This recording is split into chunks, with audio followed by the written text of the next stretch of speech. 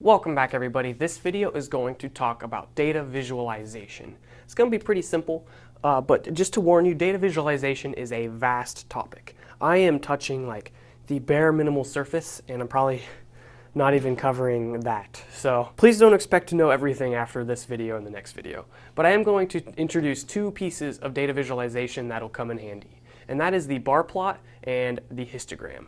So let's get started with the bar plot, or the bar graph. So you start off with having two lines here, and you can put features here and here.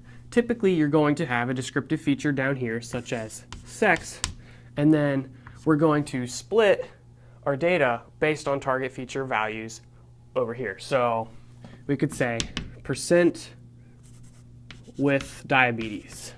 And then what we can do is have two graphs here, one being male and another being female. So this is like 60% and this is like 20%. And this looks at just that group. So if this is male, we're saying 60% of males have diabetes and 20% of females have diabetes. This allows us to kind of see trends in our data. You could say, wow, if you're male, there is a very high percentage that you're going to end up with diabetes.